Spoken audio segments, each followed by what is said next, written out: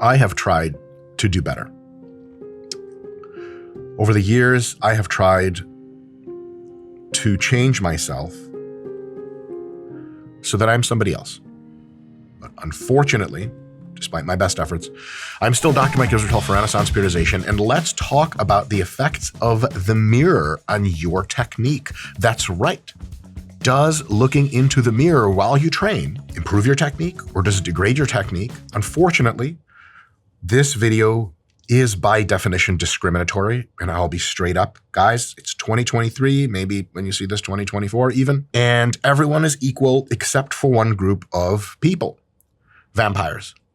I know that you can't see yourselves in the mirror, and so unfortunately, this whole video just does not apply to you. On the plus side, you have pale skin and an ability set you sometimes confuse for real power. Anyway, Dragon Ball Z references aside, is it okay to look in the mirror at my technique? I get asked this all the time by random people, even in the grocery store. On the other hand, there are other people that seem quite convinced that looking in the mirror when you're altering your technique or trying to modify it is a very, very bad idea. And it turns out that both have a little bit of the truth in their pockets. So let's look at the downsides and upsides of using the mirror while you train. Mirror, mirror on the wall, who's the jackedest of them, Big Ramy? Oh, fuck. You're supposed to say, I bought you off a magician, and you're supposed to say shit that makes me feel nice. No.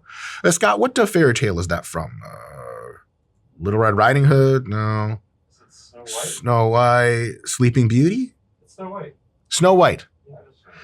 That's an honest fucking mirror. Do you want to be lifting in front of Snow White's mirror? That'd be dope, because you'd be like, hey, that mirror's kind of like a GPT. You're like, can you critique my technique? And it's like, yeah, sure. Like, you got to put your knees out more. So in any case, unless your mirror talks to you, which is dope, is using the mirror a good idea? Well, there are downsides. There are distinct downsides for using the mirror for your lifting. One is that, yes, you can use the mirror to reinforce your technique. Like when you're squatting in a Smith machine, you look at the mirror, you can make sure you're keeping your chest up, knees out, blah, blah, blah. You can only dependably have your assurance of using your best technique when you have a mirror around. Because you get used to lifting with a mirror, and then you like traveling or something, you go to a gym where it's a great Smith machine, or happens to be actually the same Smith machine, you use it home, but it's not next to a mirror, and there are no mirrors around, and you hyperventilate a little bit. Okay, I'm gonna be okay. Just do what you remember. And you realize you don't remember anything because you start squatting, you're like, oh my fucking God, I have no idea where my body is in space. Definitely a possibility. And because of the fact that you now need the mirror in some respects to have your best technique, even if you could do great technique without it, the idea that you become reliant on the mirror to some extent is true.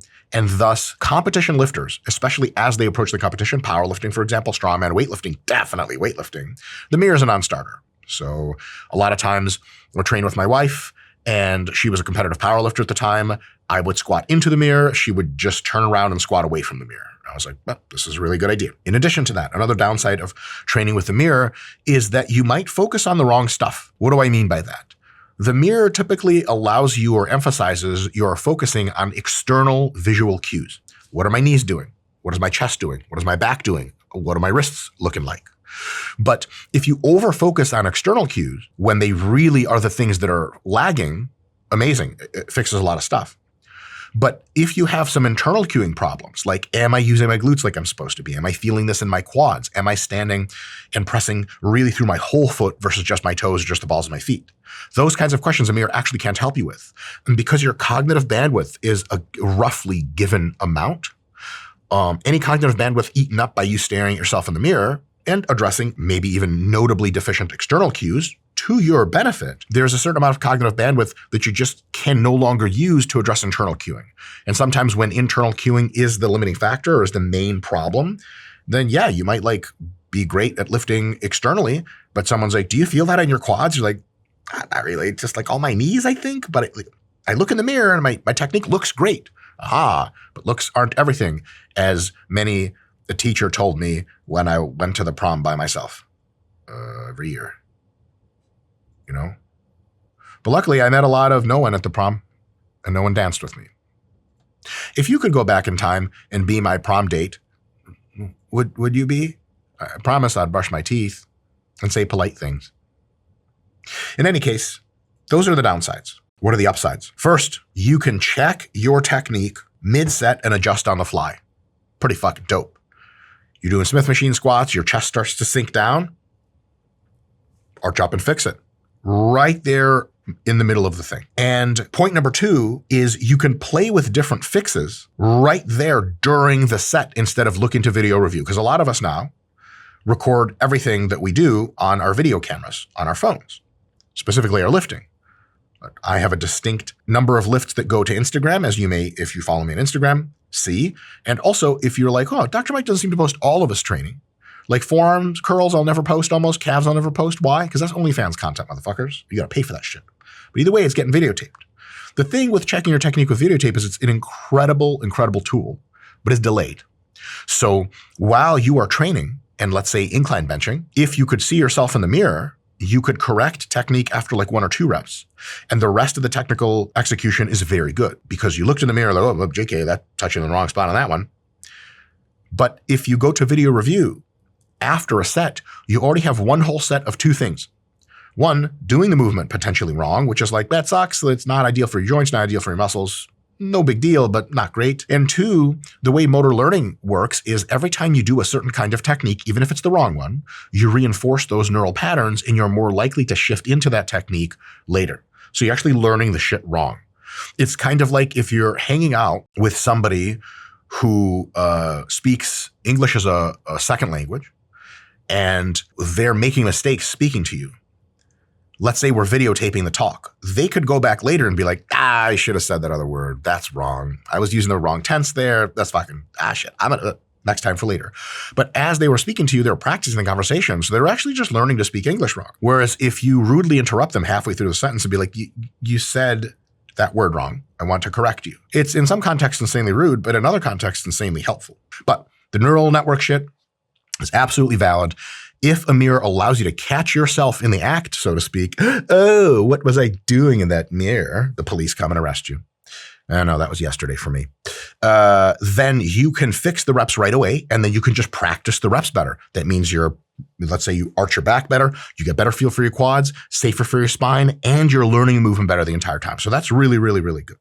Really, really good. And one of the greatest benefits of having the mirror is you pretend, well, there's actually 2 benefits. One of them's not on the slides. Scott, are we doing slides yet, or do we have a major producer guy who's going to make this all look even better? Hopefully that. We'll see. If you guys see PowerPoint slides, the producer guy didn't work out. So 2 benefits, 2 more benefits from looking in the mirror. 1 is you could pretend to be looking at your technique, but you're just getting lost in your own eyes. Do you guys ever just like look at in the mirror and just look into your own eyes and you're like, Jesus Christ, what's the word I'm looking for? Ravishing, just scandalous. Who let you out of the house looking like this? You fucking beautiful thing, you. What do you get when PhD sports scientists collaborate with pro bodybuilders? The most effective muscle growth training app ever made. Get yours now. And another benefit is you can pretend to be looking at your technique, but what you doing in real life? You scuzzing motherfucker. You looking at hoes. Because the gym is full of these, you know what I'm saying? TikTokers. What's that brand of clothing they wear? The Gym Sharkers. You know what I'm saying? Girl, if you, what's that, Scott? Young Law. Young Law. Yo, what's up? Is Young Law, do females wear that? Or just all like, huh? You know what I'm saying? I'm not young and I don't live in LA, but you know what I'm saying? Girl, what's up? Also, if you think you're a gym shark, what does that make me? Japanese. Don't they kill a bunch of sharks? No, whales. Ugh.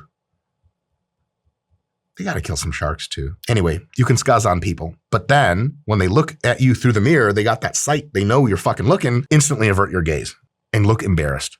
Girls love that.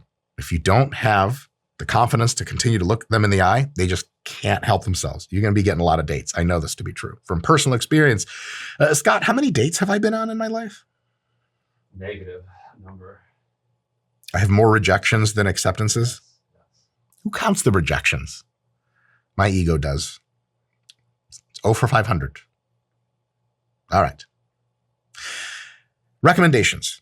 TLDR. Mike, shut the fuck up. This video should have been 10 times shorter. Can I just get information from you? Stop with the jokes. You're not a comedian. You're not a stand-up comedian. You're sitting down and you're grotesquely hairy. Shut up and tell me things. Okay, great. You're right. Competition strength athletes. I just wouldn't look in the mirror.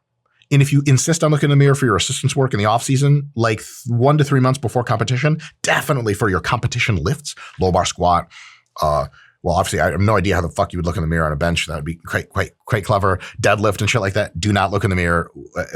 When you have your comp set up, it needs to be like replicating the reality of the actual competition. No mirror looking there. When you are looking in the mirror, what I would say is looking straight on is a really good idea, but a lot of weird shit happens when you look to the side, and maybe not so safe things for the spine. Probably a bit, I'm overvaluing how dangerous this is, but I've heard some horror stories, and also aligning your body to move really well while you're pivoting, because everything kind of follows your head the other way is really gnarly. Like I've seen people like do stiff-legged deadlifts and they'll check their technique from the side. Like, dude, just save that shit, man. If there's a mirror in front of you, you can check to see if your chest is up. But to see if your knees are back far enough and if you're pushing your butt back, just put your fucking phone camera on the shit. You'll see it, one set later. I'd say like turning to the side always wigs me out. Personal preference and maybe some anatomical rationale. I just wouldn't look to the side. So in front, cool, right? Next. Definitely try to focus on internal cues too. Don't become one of these mirror people that all you look for is external cues. Are my elbows where they should be, chest where they should be, knees where they should be? Great, then I'm doing the lift correctly. You don't want to just replace all of your cueing with the mirror. You augment it with the mirror. The mirror is like a really awesome magnifying glass on external cues. But that doesn't mean internal cues go away. So definitely have distinct things to look for. Don't just kind of soak it up. Like a lot of people will just like, they're fans of their own lifting. You look pretty cool when you're lifting. You're kind of at your best. And they just kind of like watch the mirror to be like, yeah, I'm the fucking man. Look at me. Everyone in the gym's fucking looking at me. I'm the fucking man. Like that's cool and all. And you can do that. But it's better to look for specific cues. And that's kind of hard. But when the set gets really going and you're making facial expressions, you're just kind of jiving yourself in the mirror. I think it's probably better to be like, okay, what am I looking for specifically? Chest.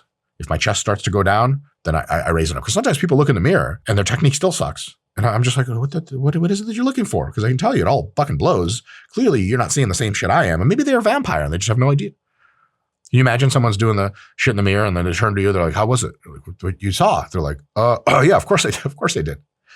My sunscreen's coming off. You're like, sunscreen? It's midnight. They're like, I gotta go. Turn into a bat. We're recording this close to Halloween time, so. Lastly, just try it. See if it improves your technique. Look for specific things. Try to change them. Don't forget your internal cues. Use the mirror for a month on a lift and see if it helps you. And if you just find it like annoying and stupid and wrong and it doesn't do anything for you, fuck it. Abandon the mirror. And if you really love the mirror, just walk right through it into the mirror dimension. We will finally have friends and happiness, which I have read about in picture books. See you guys next time.